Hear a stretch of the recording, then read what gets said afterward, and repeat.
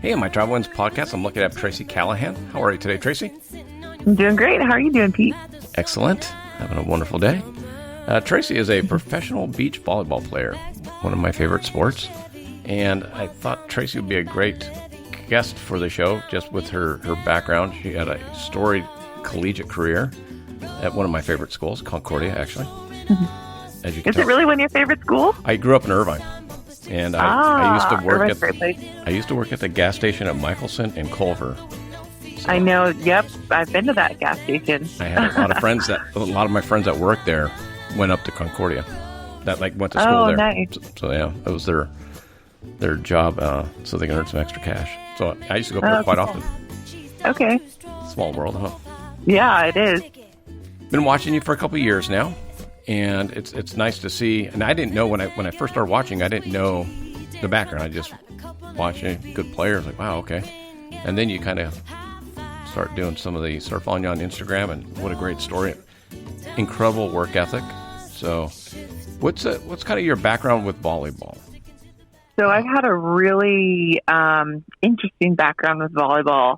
And I blame it on I've got a lot of interest in life. And volleyball and athletics is a big interest. But, I played club volleyball indoor growing up, and my club directors, they actually coached and still coach at Cal State San Bernardino. So they were, I had different recruiting opportunities, but ultimately I knew the program at Cal State San Bernardino, loved those coaches. So I went there, and this is just, I'm going to tell you this story because it started sort of this like little roller coaster of volleyball that's been, the following decade and a half of my life. Out of high school, I had a really bad eating disorder. I had really had trouble with bulimia. Oh, wow. And so my coaches had no idea, and I hit it really well. I was NCAA Division II Freshman of the Year because they were Division II. Yeah. I was female athlete of the month at Cal State San Bernardino. So I had all these, outside great things going on, but internally I was just like suffering. So after that freshman year, that fall, I went to my coach and said, I'm done. And my idea was I'm just going to go to San Diego. I'm going to work at Hotel Del Coronado. I'll sleep in my car. I can't play volleyball anymore. I can't imagine doing the same thing every single day for the next 4 years. So my mom didn't think that was a good idea. So I wasn't able to do that. And I ended up going to Concordia, and I went on campus, and it was just gorgeous. And there were bunnies just everywhere. It was yeah. So different than San Bernardino. I met the girls, a couple of them at least. And I was like, you know what, if this doesn't work out, then I can always go somewhere else. I was just kind of in that state where I just, things weren't working how I thought they were going to be in college. So ended up loving Concordia. Finished out there, had a great college career, met some great friends. And, and right before that, I actually raised money for the Leukemia Lymphoma Society and raced in a Olympic distance triathlon in Hawaii.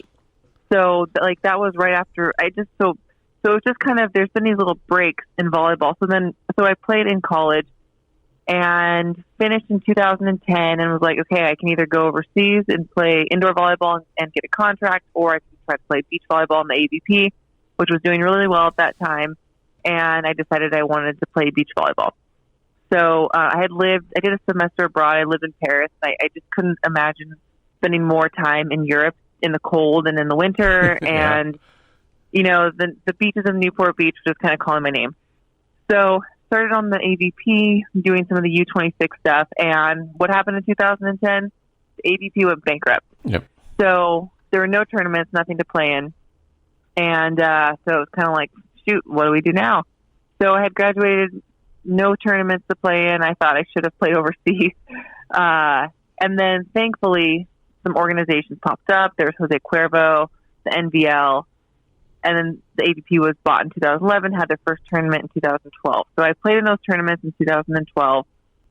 And then kind of 2013, 2014, I'm just one of those people, to be honest with you, like I just jump in and I will probably do, like a full on, what do you call it? Like where you like grab your legs and jump in the pool and you just make a big splash. Cannonball. I can't think what that cannonball. I gotcha. I like the cannonball in life.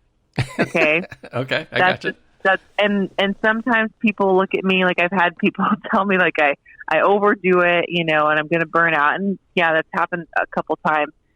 Yeah. So in 2014, I believe, same thing happened again where I just cannonballed into it. I moved up. I had a great situation in Orange County. I moved up to Redondo Beach, actually, and I was living in an environment that was just not good. My roommate was, what do you call that? A hoarder. He was a hoarder. Oh. Yeah, and I didn't know this until I had moved in. Yeah.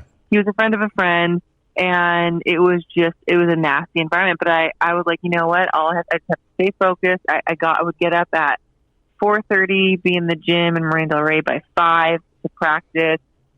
And I was looking for sponsors because I knew my coaching jobs are going to be done soon. I need to get sponsors.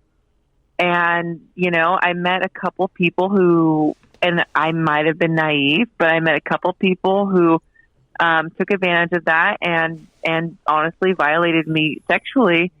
And it really took the wind out of my sails. And I said, you know what? Even if I were to accomplish every single goal, still not worth it's not worth it. It's not worth it. Even if I became... Well, you were like in your mid-20s? Like 25, yeah. 26? I was in my mid-20s. Yeah, I was in my mid-20s. I was probably 25. And all I wanted to do was to have the opportunity to train and play my sport and travel. And I was trusting of people, and they sensed I was vulnerable or sensed I was in some sort of need and took advantage. And it was devastating. I mean, absolutely devastating. So I couldn't practice anymore. I ended up moving to San Clemente, actually, and spent the next probably 8 months in a coffee shop writing a book. And okay. So I'm telling you, there's some interesting things I've done. So I ended up writing a book. And this could be a long podcast, Traci. I have a lot of stories, but we won't get through them all. But I do have a lot of stories. And I just wrote a book, and the book was it was written for young women like myself, and kind of like a book I wish that I would have read when I was growing up. Sure. But it was about your identity and who you are, and not being tied up and being attached to being identified as an athlete or anything that people could attach to and feel like they lose their value depending on how they are doing in that certain thing, you know. And mine was tied with volleyball. My worth, I felt, was absolutely associated with how my win and loss record. You know, my loss record was pretty high, so I wasn't feeling that good about myself at that time. Yeah, but that's pretty standard, actually. I mean, it is, and that's a hard one for people when they're coming out to start playing beach volleyball. You know, because there's a lot of losing that happens at first. Yeah, so that was 2014. Then I ended up coming back and played volleyball, and I ended up actually having my best season, I believe, in 2014. I played with Emily Stockman. I was coming off of 2 injuries, 2 broken fingers that I had surgeries on, which was another crazy thing. But yeah, so I ended up, I think I took 2 fifths that season and a 7th or something, but ended up having a great year. And then the next season was 2015, and I had an opportunity to go coach at Tallahassee at Florida State, and it seemed like that was a smart thing to do because, you know, beach volleyball was officially going to be an NCAA sport. Yeah, and, you know, kind of how I told you, it's just, you know, as an athlete, especially in this sport, there's not a lot of financial security, and I was thinking about, well, what if one day I want to have a family or just make something of myself, you know, and the sport's not, or just be able to afford dinner. Yeah, you know, and, you know, it's just funny, like as an athlete, I think you're willing to kind of sacrifice everything. Yeah. And then you get to that point where you see your friends around you, and, you know, you're like, you know, I'm smart. I graduated college. I should be able to enjoy my life a little bit more. And I really didn't have a support system at that time, you know, so I was just trying to make everything happen by my own will, and it wasn't working.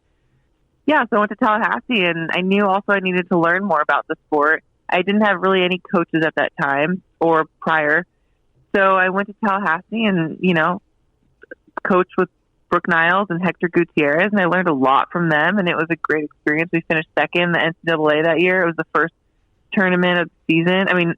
First national championship of the NCAA. So it was a great experience.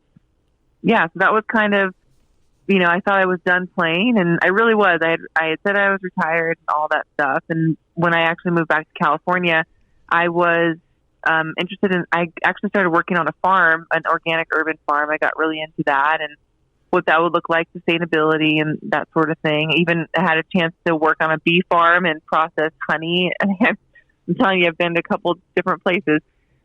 Yeah. And then I got into yoga and I started teaching yoga, and I wanted to have I kind of had lost that competitive spirit, and I wanted to create programming for young girls where they could be athletic and they could be physical, but it wasn't necessarily a competitive environment. And then I met my husband, and everything changed after that. We have a tendency to do that to people. I did the same thing for my wife. Yeah.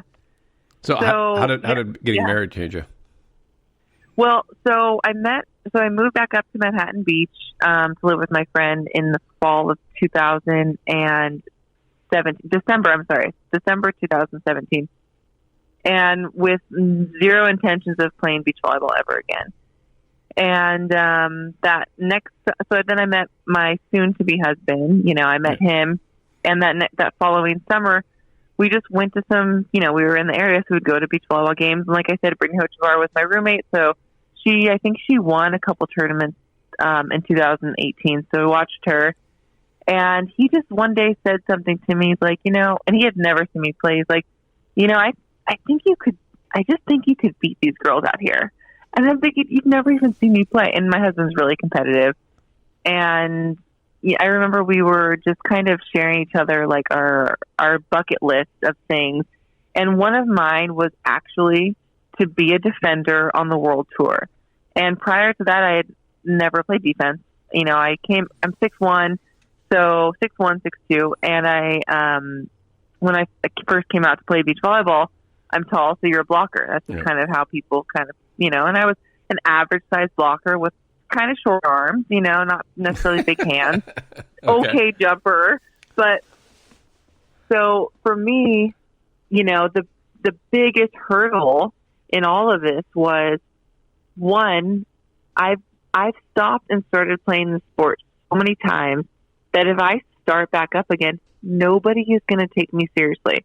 And then on top of it, if I tell people that I want to be a defender, they're going to laugh at me. Like, nobody's going to take me seriously. They're going to laugh at me. So it was almost safer just to kind of just not get back into this whole thing than to get back in and have to go through all of that, Yeah, and I even said to Matt, what's that? Forget that. Why be safe?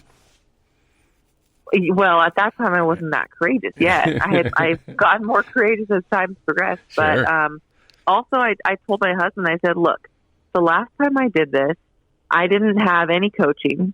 I didn't really have any support. I was always trying to find, two girls that I could just drill buddies. I'm like, if you want to be the best in the sport, you can't have that. You can't go about it that way. That is an amateur way. You're going to have amateur results. So, because I had been through that before, and I actually remember in one tournament that my partner and I, this is New Orleans 2015, we got destroyed by one of the top teams, just absolutely destroyed. And I remember thinking, they're going to go back to their coaches and they're going to get better. And I'm going to go back and talk to myself. Yeah, I'm going to go. I got no coaches. I'm going to try to find some girls to play against. And how can I compete with these people? I don't even have a plan. So I kind of told Matt, I'm like, if I'm going to do it this time, I'm going to have a plan. I need coaches. I need support. And then let's go see what we can do. So that was kind of the thought from the very beginning of okay, if we're going to do this, let's do it right. Well, I think with your results of last year, last year you played in, it shows 8 tournaments for the AVP, which is, I think, just about all of them.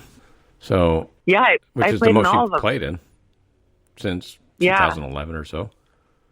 So yeah, and there wasn't one season I think prior to that where I competed in an entire full season. Whether it was like there was no season, or I got cut halfway, or I had injuries, or just something weird happened. So it was my first full season, and it was kind of a crazy season too, because I didn't have any partners. I didn't have any points. I heard of a girl named Maria Salgado down in Brazil who was looking for a partner. And I'm like, well, and I was talking to Matt about this too. I'm like, well, Maria doesn't know me at all. She couldn't pick me out of a lineup. So it's probably best that, I just basically throw a Hail Mary here. Yeah. Just say, hey, Maria, can I go down there and train with you? And hopefully she'll be impressed and want to partner with me. So that's kind of what I did. And I reached out to her, and, I remember flying down there, got an Airbnb and met her on the beach, and was just like, hi, I'm Traci. Like, nice to meet you. And we trained for a month, and it was really difficult just being down in Brazil by myself. Yeah. And, I traveled a lot, but it was just kind of different. It was just a different experience because it was, there's not a lot of people who speak English in Brazil, and I was by myself. So it just kind of was, it was tough. There were some lonely patches there, but it was just a great challenge. And it was so amazing to just be able to focus on volleyball and get massages and just be an athlete. That's kind of what I always wanted to do, and not have to worry about working or coaching or anything like that. So then we came up for the Huntington Beach event, and we had to play, I think, 2 or 3 qualifying matches to get in, and we qualified. And it was just this moment of like, oh my gosh, it paid off. It worked. Yeah. And then the next day we ended up, I think we won our first match, and then we had Brandy Wilkerson and Kelly Clays, and we beat them. And I was shocked because I went from being on a couch to like beating these like world-class beach volleyball players. And it was cool too, because my husband said that after that tournament, he didn't know. He's like, I didn't know if you were any good, to be honest. He's like, but then I saw you and I realized that you could be great.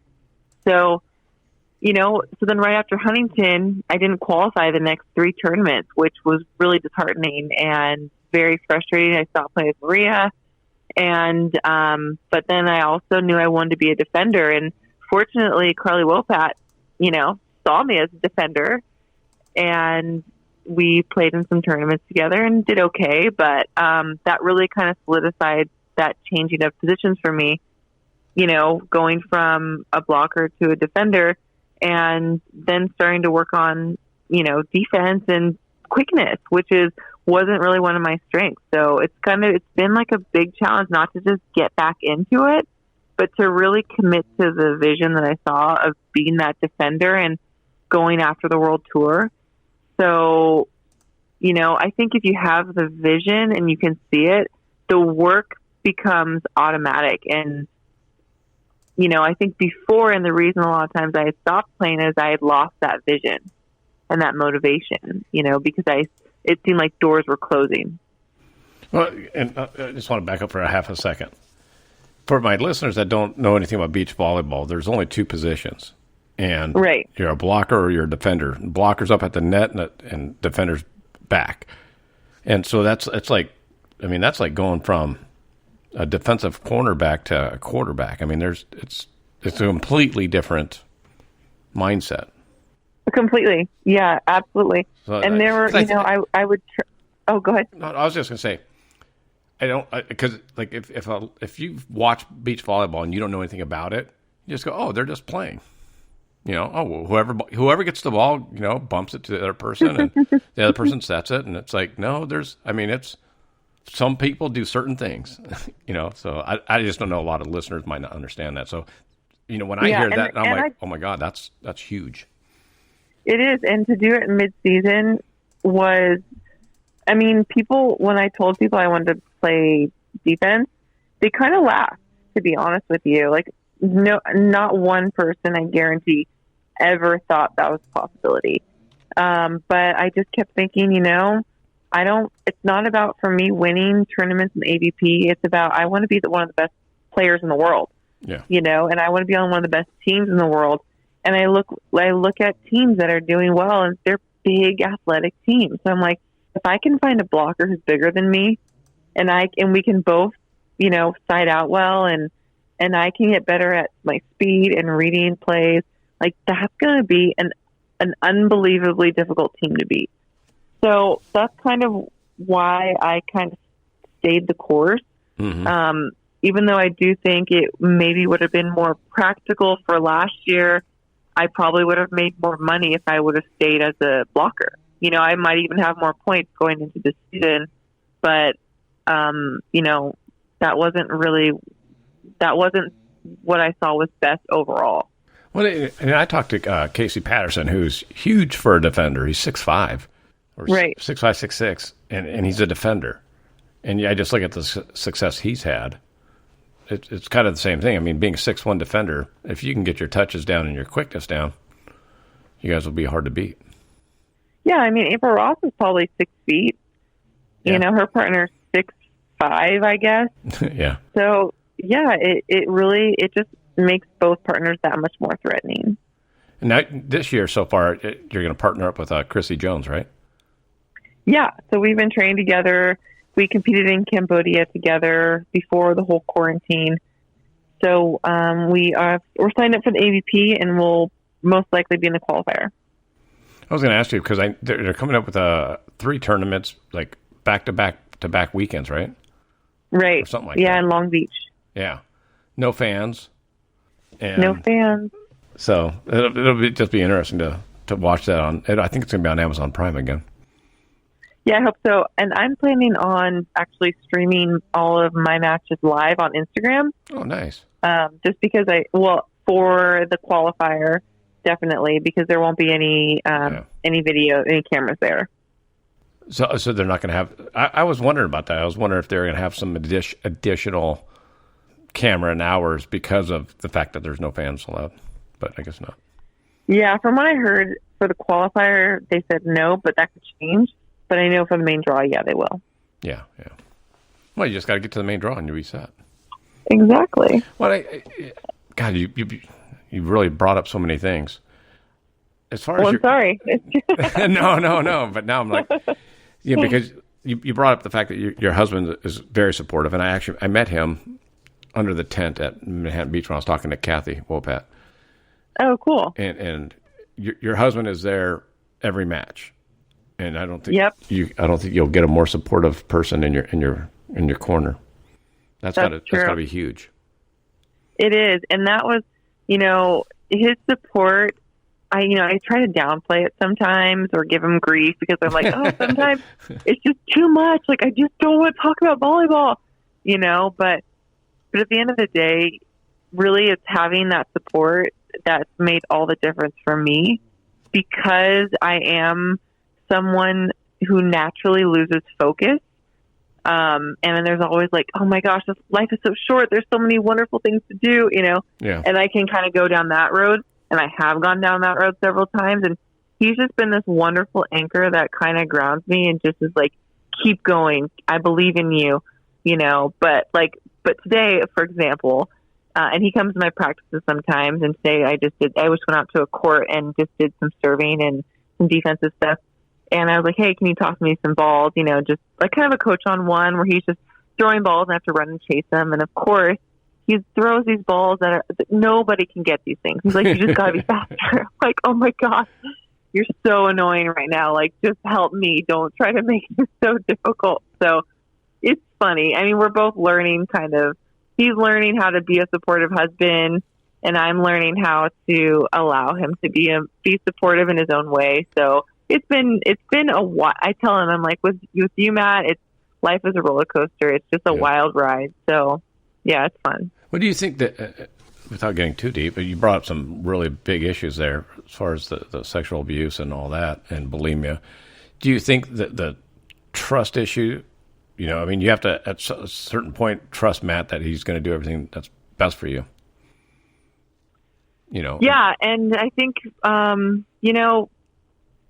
there's trust continues to grow. through time. So Yeah. with Matt, like I do completely trust him, and it's interesting how unique I feel our relationship is, because he's not somebody that that normally I would have picked. He's actually 22 or 23 years older than me. And that was just not really something I ever saw for me. I always dated guys that were around my age, but it's interesting how we both kind of fit, this like little need that each other has. It's like we just kind of fit together really well. Yep. That makes it so unique. So I definitely think there is that trust that keeps being built. I mean, we've only been married for a year and a half, so we've got a lot to learn about each other. No, that never ends. I was married 18 years the first time around, and I've been with my second wife for 7 years now. So, yeah. I mean, I've been married for a year and a half. It's my first marriage, and I'm like, wow, this is interesting. Marriage is definitely interesting. And it only gets more and more interesting. Yeah, I can only imagine. Jeez. I think that's key, though, and that's my wife started a whole new career over as a Pilates instructor. Oh wow! And the self-doubt of, do I know enough? All the other instructors know more about the anatomy than me, and I'm like, yeah, but they were right where you were at, but they weren't in their 40s when they started over. So yeah, it's just yeah, and that's kind of. I mean, I started playing again when I was 31, I guess. Just turned 32 maybe. So I think I have this sort of urgency now. When I was in my early 20s, I thought, because I always played volleyball, I thought, I'll always play. This opportunity will always be here. Yeah. And then I came back into it. Was 31, and I realized, holy crap, this opportunity will not always be here. So if I'm going to make something of this, like, I had so much urgency to do it and just almost make up for lost time. And a lot of people kind of mention, like, dang, Trace, like, you don't take time off. I mean, to be honest, I have not stopped practicing this entire time, even with the quarantine. Like, I found a private court in a backyard, and I have not stopped because I feel like I've taken so much time off that I haven't earned any time off yet, So that's just kind of where I'm at with my career, and other people, maybe they have earned that time, but I just don't. I've come to realize that it's not always going to be there, and sometimes opportunities only strike once. Sometimes, if you're lucky enough, like for myself, you get 2 chances, but rarely do you get 3. Oh, well, you have a great story, by the way. Thanks. The San Bernardino, the freshman of the year, and then starting over at Concordia. I mean, that's a story right there in itself. Yeah, and it's funny because I feel like in some way, ultimately, if I'm telling you, I just feel like I'm meant to write things, okay? And I'm just trying to accumulate a bunch of different experiences so that one day I can write something that's meaningful. And maybe that will happen, I don't know. But it's funny because even though I've been through a lot of interesting experiences in my life, and I didn't even mention to you that I walked in Spain on the Camino de Santiago after Tallahassee, which was its own journey in itself. But, I don't identify with those things.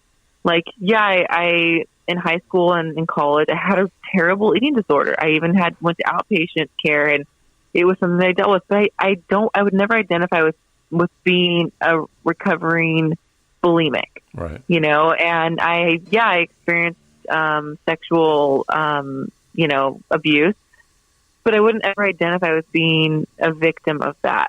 It's just like, these are things that happened, and I'm moving on and learning from them. And I'm not saying that to downplay anybody who's been through those experiences and sees themselves as a victim. But for me, I felt like if I just identified with being a victim of those things, it kept me bound by them.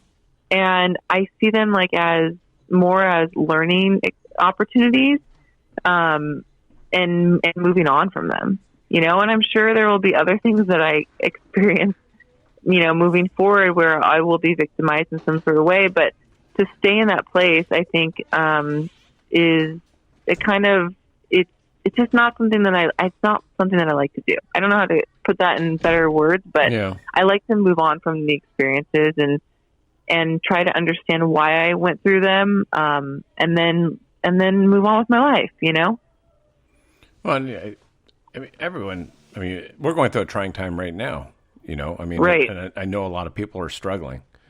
And so absolutely, one of the things I talk to a lot of my guests is how are you getting through the lockdown?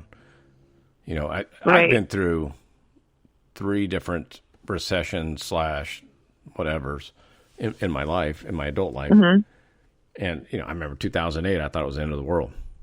It was just like, oh, we'll never get out of this. Were you in real estate then, or? I was a commercial real estate agent. Oh, dear Lord. Okay. Yeah. I was a commercial real estate developer. And so we were, I actually had an office on the Queen Mary. The company I worked for, we were trying to take over the master lease of the Queen Mary property, which is owned by the city of Long Beach.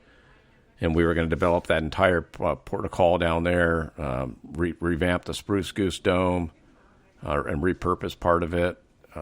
We were going to rework the boiler rooms in the Queen Mary and do rock walls and a whole bunch of other things. And we had dozens of investors put in literally tens of millions of dollars into it. And when it happened, we were 3 weeks away from making $10 million on a different deal. That disappeared. And all of our investors literally walked away from their millions of dollars in the Queen. And it was like, okay, 90. So commercial real estate development in our area was down 98%. And it was like, okay, that means it's gone. Right. And so I had to start over and became a outside sales rep for an apparel company. So now 10 years later, it's been the best job I've ever had. Wow. So now I get to travel. My territory is California and Hawaii. Oh, nice. And I get to visit all the retail stores 4 times a year. It's the easiest sales job I've ever had because it's more relationships. Yeah. They need what they've been buying my products. One company's been around since 1865. Wow. The other one's been around since 1948. So they've been buying literally, some of the stores I sell to, their dads started the stores back in the 30s and 40s. So they've been buying our stuff for 70 years. So I don't have a hard sales job. When I call them up, I'm not like, hey, would you like to see me? It's like, hey, I'm coming by this day. Right. But in 2008, I thought it was the end. That was it. Yeah. It was done. Yeah. And now a lot of people are doing that now. But the thing is, and I get this, it's like literally adapt or die. And that phrase has been going through my head so much, like adapt or die. And that's a lot of times how it is. And I think that we do get these opportunities where we need to change, whether it's technology is changing or the economy is changing, and it's like we have to be able to change with it, and if we are rigid and we hold on to things, then we lose creativity and life moves on without us. And even that's kind of how I feel with moving from being a blocker to a defender. Is like, if I don't make this change, I'm not going to ever be able to generate the results that I'm really looking for, which is being able to compete and play at the highest level and win at the highest level, which is the world tour. So, that's an amazing story that you have. And my husband, Matt, actually has a very similar story because he was in doing property development and had a bunch of loans and around 2008 and people that were invested, and it just all kind of fell out underneath him, and he ended up losing a lot of money in it. And one of the things that I loved the most about him was his resilience and his ability to be able to, not completely fall apart when his life kind of fell apart. Yeah. So I think that just shows strong character. Well, and I look at it and go, I didn't have any choice. my daughters at the time were in high school. Mm-hmm. So I was like, you got to buck up, And so I had to start literally all over. Wow. And then learn an industry. So when I got started, they were like, well, you don't know anything about clothing. So, other than wearing it. Right. So we want you to go out and be what they call a tech rep. And so we're going to send you I work in the Western industry. So we want you to go to all these rodeos around the country and work in our booth or in one of our stores' booth and sell our goods. And you'll learn the product. You'll learn how to talk to people and that type of. So I was like, I'd end up in Pendleton, Oregon, and then Madison, Wisconsin, and then Gillette, Wyoming, and then Pueblo, Colorado, and then Louisville, Kentucky. And it was just going to, and I spent 23 days in Columbus, Ohio. Oh, wow. So, sleeping in a hotel for 23 days kind of sucks. Yeah. Every meal you eat is out. So, and I'm sure that they didn't have a lot of great food in some of those places too. Well, that's one of the things I talk to a lot, especially like pro athletes like yourself. When you're traveling, it's easy to be on a pretty strict diet when you're at home. But then when you go to some of these far out places, a lot of volleyball players have traveled literally around the world. Mm-hmm. How do you maintain your diet and your regimen when you're all of a sudden somewhere else? For me, it's pretty simple because most places generally have meat and vegetables. So that's kind of what I stick with. I have a really simple diet if I need to, and that's just meat, veggies, and rice. So for me, it's not that hard, especially in the United States. I can pretty much go anywhere and get that. Obviously, traveling, my last place went to Cambodia. It was pretty easy because we stayed at a resort. They had chicken, they had rice, they had vegetables. I've played in a tournament in China before, a little bit more difficult. Obviously, a lot of athletes are. Yeah, Brazil. But again, Brazil is easy because they've got meat, veggies, and rice. So I can, and I'm pretty disciplined with my diet. It's, I should send you actually a before and after photo because in 2014, I thought I was in good shape. And then I looked back on these photos. I'm like, how on earth did I play this sport? I probably was 25 pounds. I had 25 more pounds on me. And it's just so funny because you think that you're doing all the right stuff, but it wasn't until I really learned how to eat and the timing of food that I started getting into what I call, my performance weight. So, so traveling for me hasn't been that difficult. I'm not a vegan, I try to go for organic, but I'm not going to, I'm okay with not having organic every once in a while. You know what I'm saying? You kind of flow with it. And then, eggs are always pretty much a staple in my diet. And I can pretty much find eggs anywhere. Yeah. Well, I've gone to much smaller towns and it's just, geez, I do the same thing. Just try and break it down into small, like you said, I just order a chicken, a side of broth, steamed vegetables, and I try and do better, But yeah. Do you think as, if you were to talk to a 21-year-old, just maybe a junior or senior in college and getting ready and really wants to go out on the AVP tour, how important would you tell them diet is at that point? Because when you're in your early 20s, it's like I used to eat everything and it didn't matter. Yeah. I still think, even no matter how old you are, I think it's one of the most important things. I think that, when you're younger, I think I metabolized things probably better. Now, if I have 2 drinks or 2 glasses of wine, I am hungover the next day. When I was younger, that wasn't the case at all. But even looking back, like I said, I was overweight for my sport, and I thought I had a good diet and, but I didn't. And that probably cost me points and money. And, it maybe could have helped out with me staying in the sport a little bit longer or not taking a break. So I do think that finding out what you can't hold on to it so tightly that you're miserable. But, if you're a professional athlete, and this is something that I've even talked to just high school girls about, because when you're an athlete, you need calories, you need to eat food. And a lot of young girls are afraid of food. And I was afraid of food growing up. And this is why I went through so much crap growing up, that now I feel like I want to help share the things that I've learned. I think that's kind of how we all are. Yeah, absolutely. So when I was growing up, I was six feet tall coming out of high school. And, the biggest one by far of all of my friends. I probably outweighed them by 50 pounds. And they were always talking about how big they were, how fat they were, how big their thighs are. And I'm thinking, wow, they're like 5'2" and weigh 115 pounds. Like, they probably think I'm a giant. And it, it kind of gave me a little bit of a complex.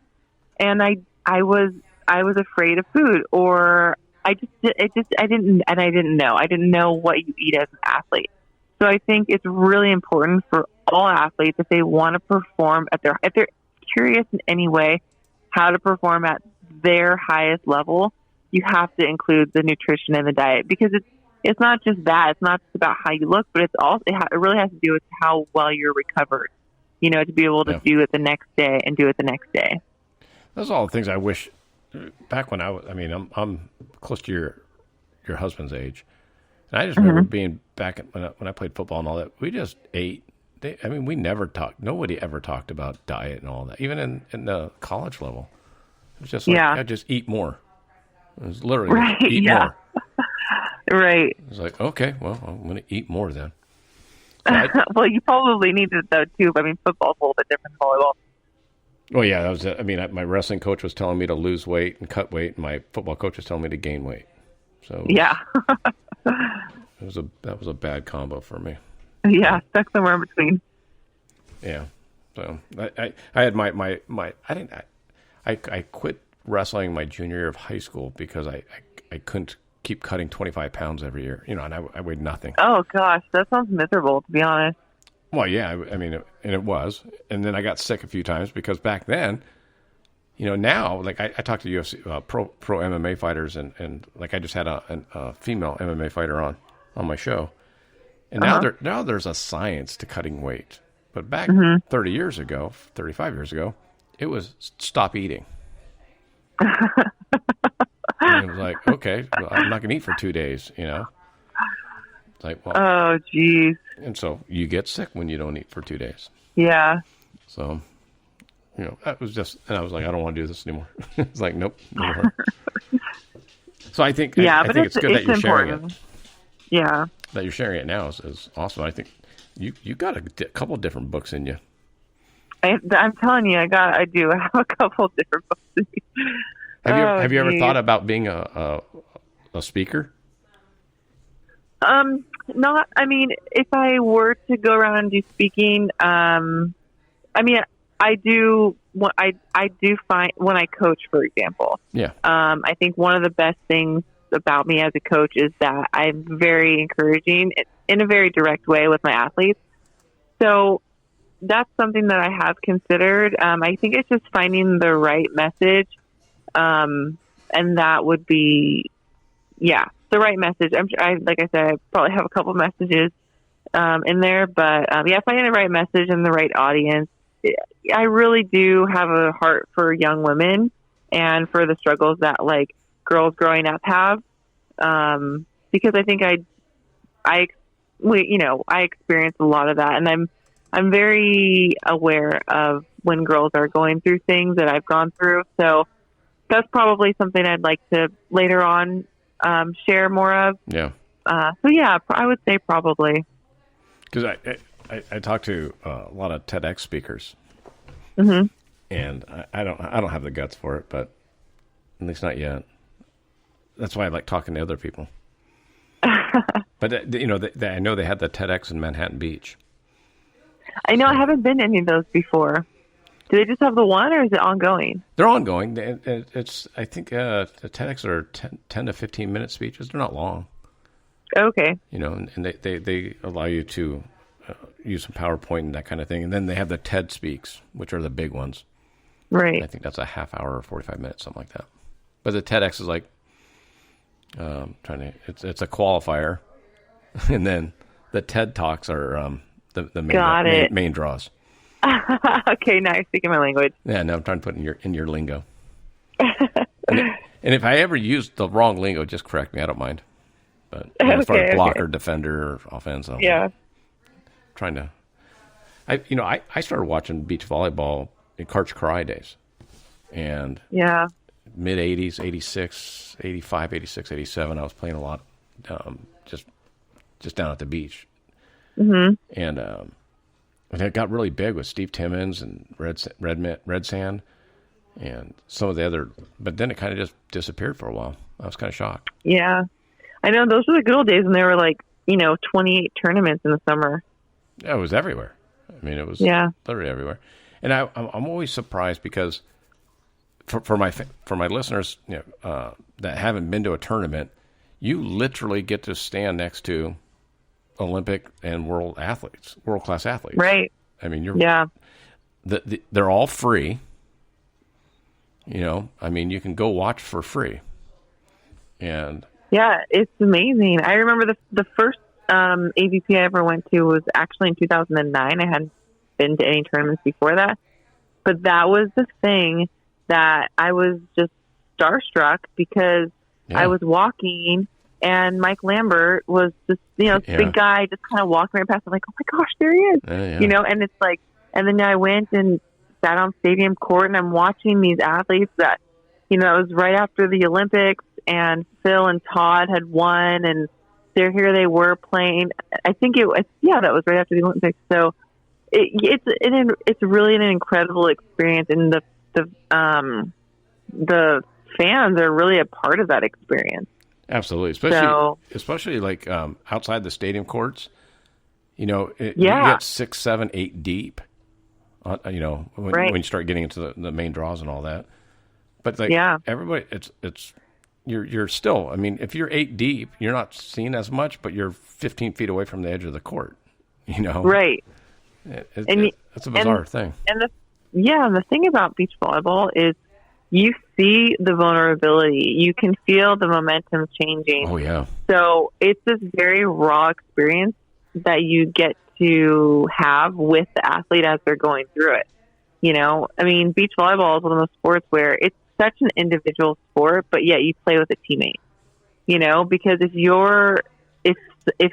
like the opponent senses any sort of weakness in you, they're going to attack you, and you just have to face it. And, if you're feeling that, maybe that doubt or whatever, you have to either, pretend like it's not there, or you have to be able to perform underneath it, and that's one of the really unique things is that there's just so many emotions that are happening in this little arena, and the fans get to be right there to experience it all.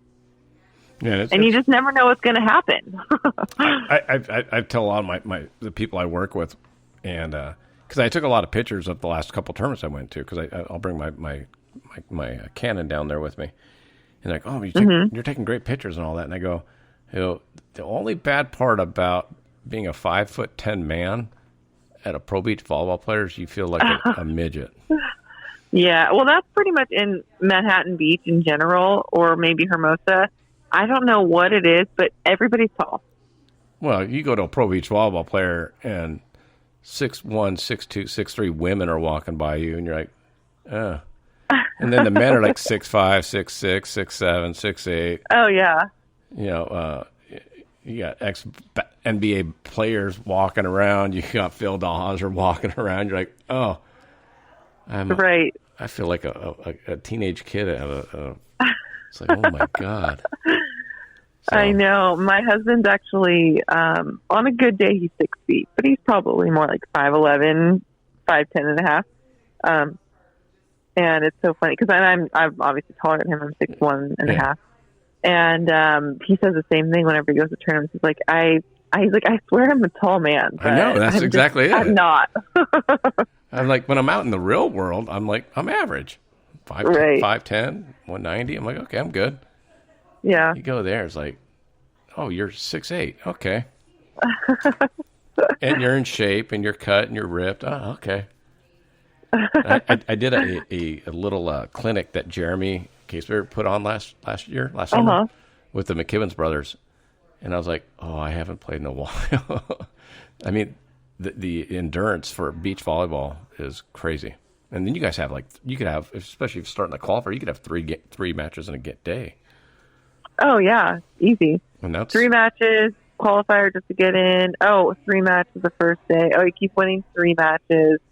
And then if you want to win the tournament, you got 2 more that last day. So it's a grind. And each match, the competition technically gets better and better. So you're at your most weakest, tired point, you're probably playing the best team. Yeah, exactly.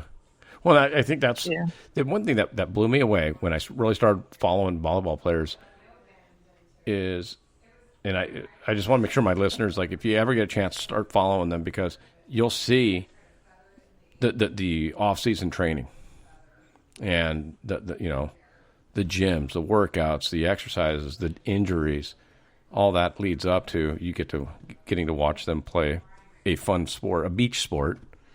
Because I think the one thing that people can relate to with beach volleyball is tomorrow I can go down to the beach and play volleyball. It won't be good, but I mean, I could literally go down there with 3 of my friends and we could play a 2-on-2. Oh yeah. And it's like, so it's very relatable. It's something everybody can do. Yeah, I mean that's my hope, is that people come to the tournaments and they watch the athletes play, and the thing they want to do the next day is go get a volleyball and go play beach volleyball, because it just looks like that much fun. Yeah. Yeah, you guys make it look easy. Yeah, that's the goal, right? Like, you should watch us play and go, that looks easy, I can do that. And then go out in the sand and then realize it's actually kind of hard. See, you want to play on men's nets because they're a little taller. I want to go out and play on the women's nets because it's a little easier. You're looking at it from a totally different perspective, though. Yeah, I'm looking at it from probably a little bit different perspective than you. That's okay. One of the things I really wanted to talk to you about, you're one of the few volleyball players that I know of that I've met and seen that really takes advantage of sponsorships.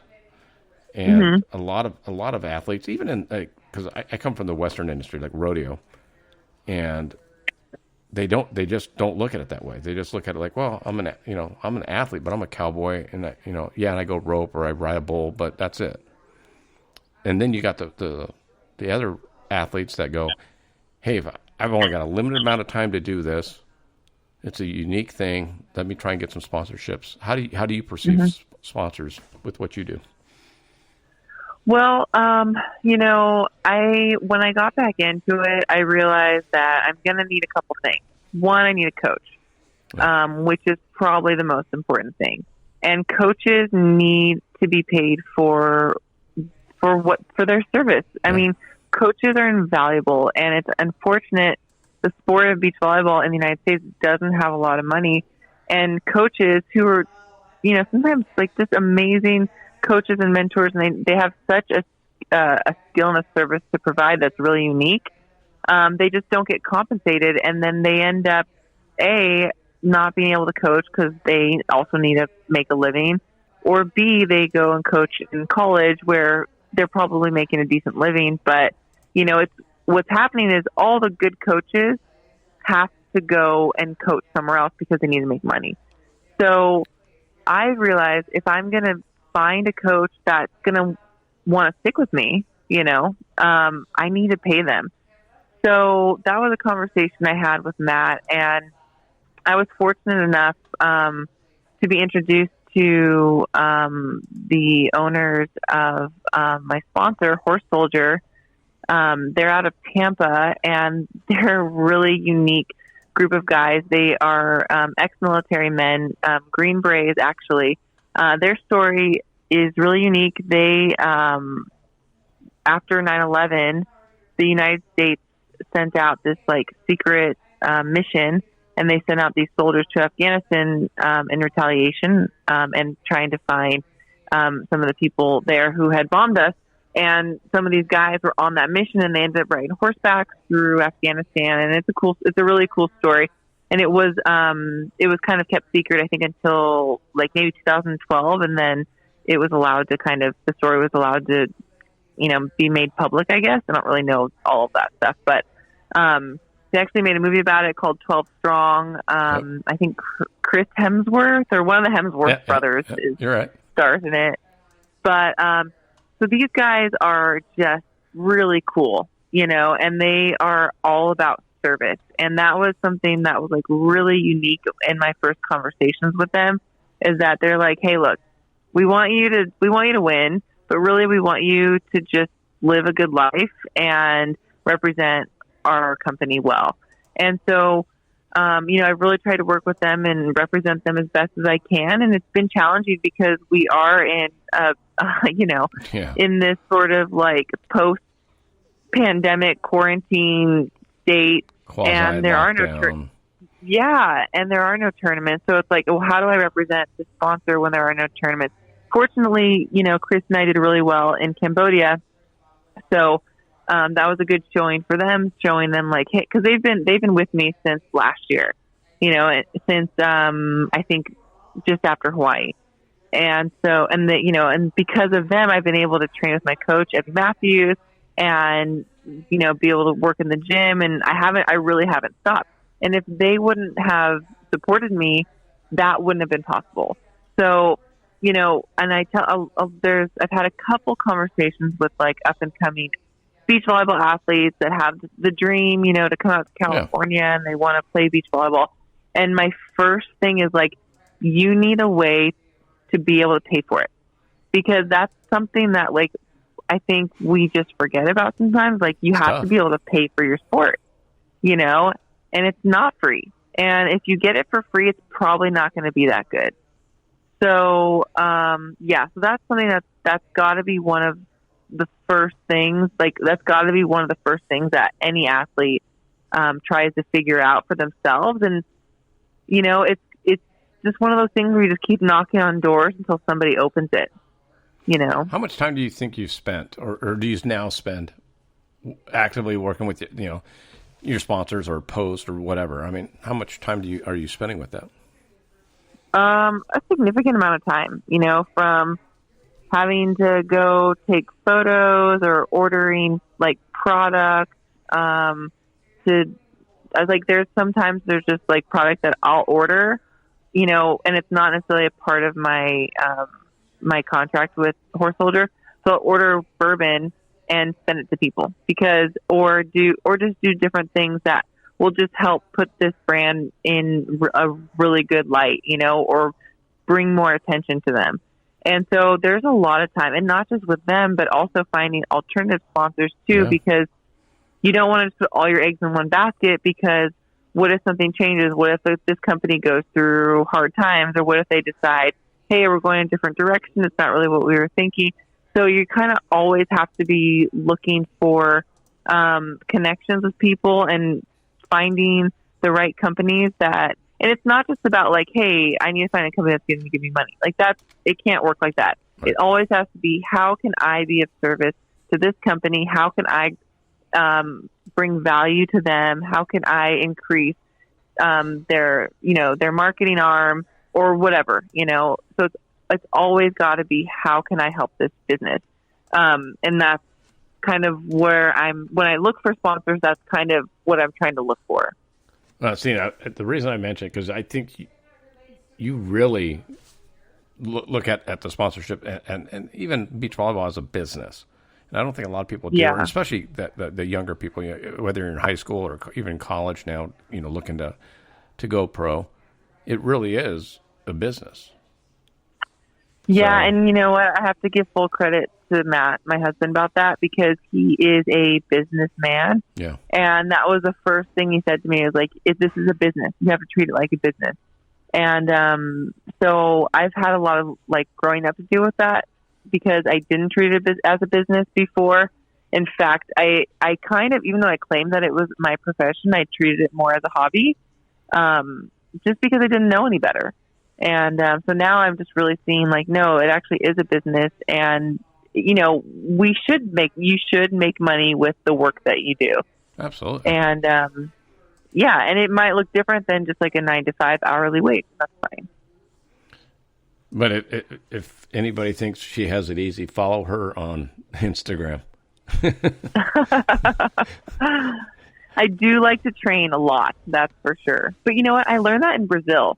And, in Brazil, we practice 5 days a week, sometimes on Saturdays, and sometimes I would do double days. And that was just what we did. And sometimes we practiced for an hour and a half, sometimes we practiced for an hour. We rarely practiced for 2 hours, but I really liked that. I liked training all the time. So, yeah. Do you get worried about burnout? I have experienced burnout twice, and I've quit, twice in the course of my career. I think I'm not worried so much about burnout because I understand myself better now, and I know when I need time off, whether it's a day, 2 days, 3 days, maybe I need a week. It's rarely a week, but I think I understand myself better now to know that, like, when I need time or when my body is just like a little bit slower. But I'm not really worried about burnout right now. I think more people are worried about it for me than I am, probably. Well, that just means you have people that care about you. That's not a bad thing. Yeah. I used to train with this guy. When I was, maybe this was like 2013 or something. Yeah, probably then. His name is Aaron Pico, and he actually does Bellator MMA now. Okay. And he was like this phenom kid growing up, wrestler, and sorry, someone just called me. Wrestler growing up, and I remember learning from him. I mean, he just his focus as a 14-year-old kid and his persistence and consistency was amazing. And one thing I learned from these wrestlers is that they never had an off season, really. Like, they would change their training, but they never just stopped completely. And so now, I've kind of adopted that, and now I don't really have, like the sort of like off season as far as like, after the last tournament, I don't practice for a month and I don't really go to the gym. Like my training may change, but I wouldn't ever just take time off. And I actually think taking time off creates the possibility of more injury because beach volleyball is really kind of a tough sport because we played in sand. And if you're not strong enough for your body to be able to take that sort of impact and challenge, you're a lot easier to get injured, whether it's something stupid like an ankle sprain or a hamstring or whatever. Yeah. So I just kind of always like to keep my body now sort of like kind of always ready. And then when I'm gearing up, then it's like time to go. You know what I'm saying? Yeah, absolutely. Yeah. I just wonder because you were supposed to have already played at least one tournament. Right. A couple, probably. Yeah, I was going to say, because you had Seattle, New York. Well, I don't know if you played New York yet. But yeah, I mean, you should be a couple tournaments into the season already. Yeah. And now it's still just training. Because I talked to, the pro fighter, I just talked to Vanessa. She says the training's, the fight's the easy part. She said the training up to it is when you try not to push yourself too hard, but you want to get better, so you're pushing yourself, and it's a balance. She goes, once I get into the fight week, it's just I've done all the training, and now I'm just got to go and have the fun stuff. Right. So. Yeah, and that's the thing. It's like that challenge of pushing yourself, but being able to gauge like what's too much, what's enough. It's like that sweet spot.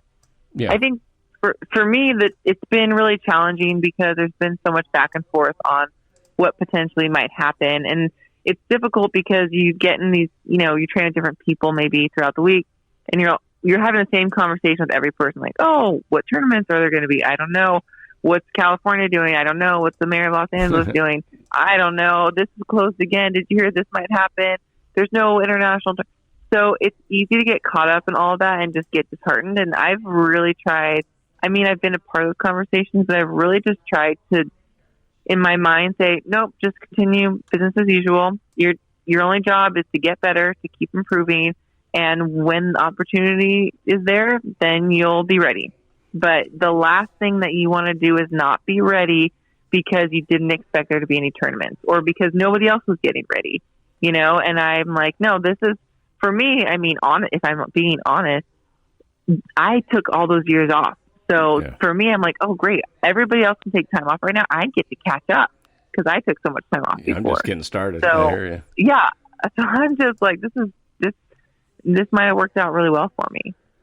For me, I found myself, I just have to turn off the TV and and not try to stay in touch. Cause like I used to, back in, I want to say March, April, I was like watching the daily press conferences because I wanted to know what was going on. But, only one more week, right? Only 2 more weeks. And finally I just went, screw it. I'll figure, I still follow it, but I don't daily follow it. And right. That's really helped my mindset. Because I talked to other people, my friends, and they're like, "Oh, did you hear it?" And I'm like, "No, I didn't, because I don't care." It's just it's so absurd. Yeah, yeah. So I try and stay in touch, but yeah, it's not. I'm not doing the daily thing anymore. Right. Because it just doesn't seem to help. It doesn't. It's just more of a distraction in my mind. What? So I just want to. I don't want to ask this too much, but you have these 3 tournaments. Are they still going to Hawaii, do you know? Are they doing any kind of year-end thing, or is it just going to be those 3 tournaments and that's it? As far as I know, it's just going to be these 3 tournaments in Long Beach. So I think Long Beach is unique in, I was just reading about this, but they're not really under the jurisdiction of Los Angeles County. They are a part of Los Angeles County, but they have their own. I just read about this in some article. They've got their own sort of little. I guess they can kind of do things differently. Wow. So, so there's going to be these 3 tournaments in Long Beach with, no fans. But in the qualifier, you can't have coaches. They really are going to limit the amount of people there, and then you can have coaches in the main draw. But it seems like that's kind of it for the season. Okay. So, but I last year, at least, I'm pretty sure it was on Amazon Prime. So if you have Amazon Prime, it was free to watch. And the coverage was pretty good, actually. In Hawaii? No, even like the Hermosa, it was so weird because I would watch it here, like if I wasn't going down. And so I could watch it on TV, and then I would go, I'm going to jump on my bike and head over there, and I'd ride it out. Cool. Because I'm definitely not driving to Hermosa on you tournament day. Circling around, yeah. Yeah, because I might as well just ride my bike. So, and then I would. Yeah, I really like the Amazon coverage. Yeah, it was actually. It was pretty good. The one guy, the one announcer, I forget his name now, but I just saw him leaving El Tarasco. I'm like, hey. I have a tournament season this year. And he's like, I hope so.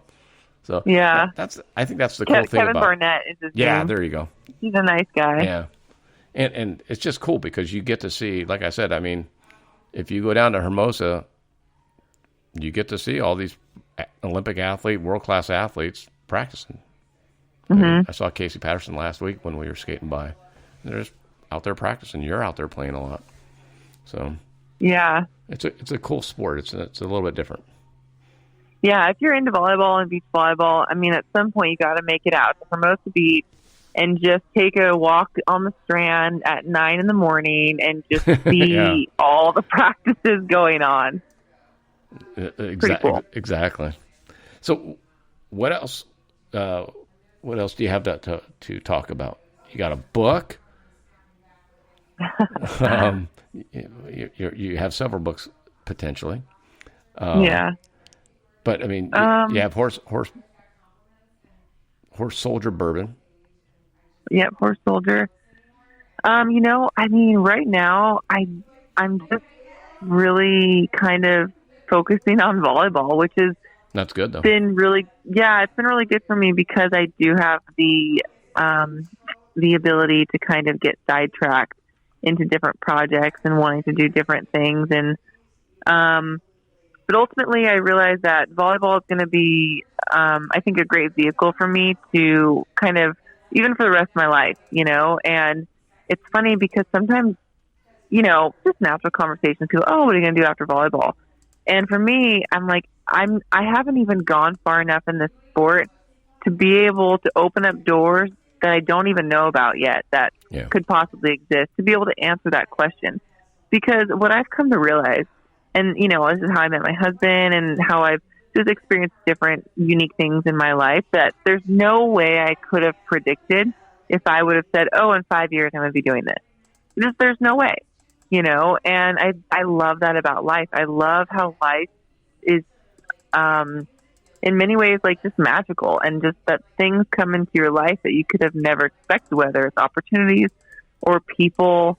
And that's kind of, I live my life.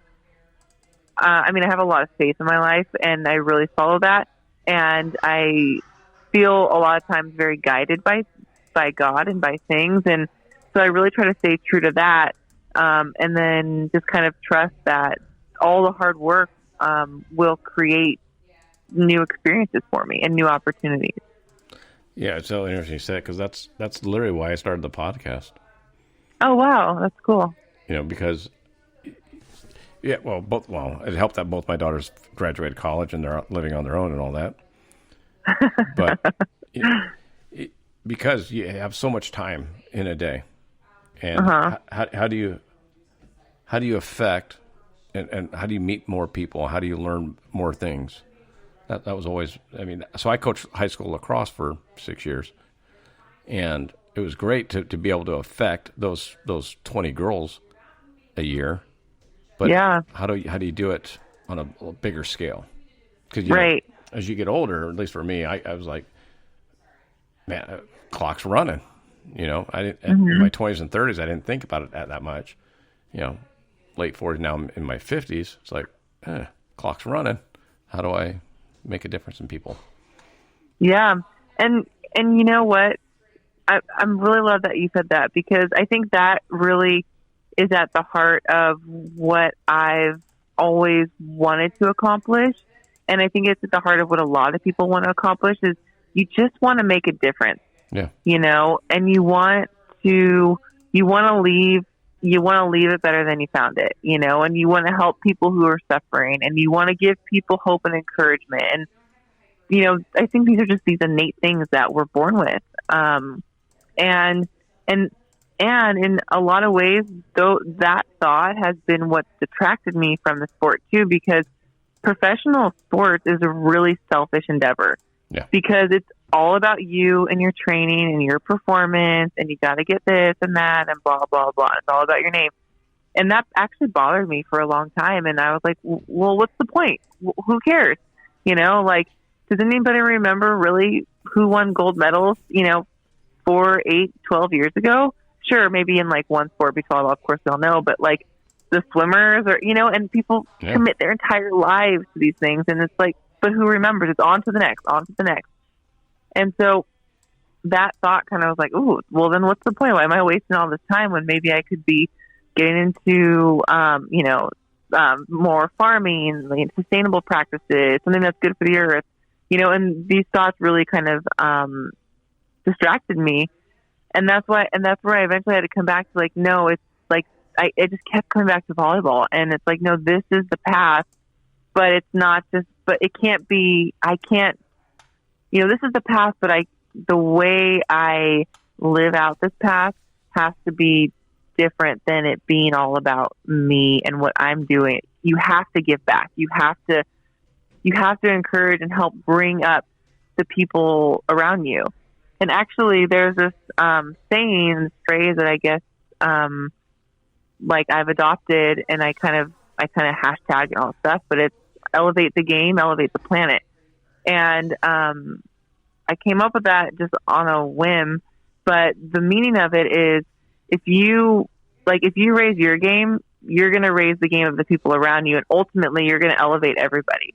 And if that game's volleyball, great. But if that game is just smiling at somebody, Whatever it is, or yeah. and that's just how it is. If you raise your game, other people want to raise theirs. If you lower your game, other people will lower their game. And I use the word game, but you could enter whatever word you want there.